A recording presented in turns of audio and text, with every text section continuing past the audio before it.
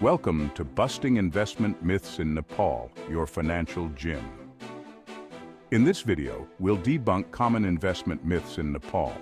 For instance, many believe that keeping cash at home is the safest option. Let's explore why this isn't always true. In Nepal, it's common to see people following outdated investment practices. For example, many still prefer informal lending over formal banking. We'll discuss why this can be risky. The saying, "cash is king," is popular in Nepal. But keeping large amounts of cash at home can be unsafe and unproductive. Inflation eats away at your money over time. Invest that dough to watch it grow. Let's see why investing is a better option. Many Nepalese believe that land is always a safe bet. While land can be a good investment, it's not without risks. That sweet plot in the middle of nowhere might not be worth much. We'll explore the pros and cons. In Nepal, stocks are often seen as gambling.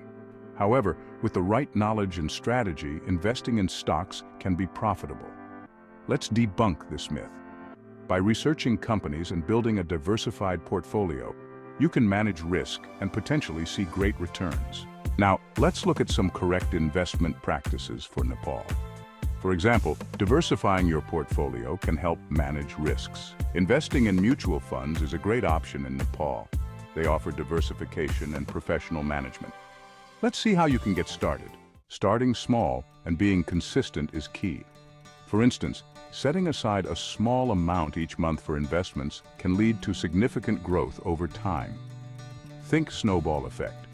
It starts small but keeps rolling, getting bigger and stronger. Seeking professional advice is crucial. In Nepal, financial advisors can help you make informed decisions and avoid common pitfalls.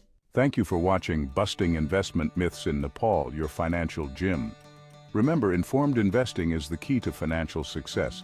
Namaste.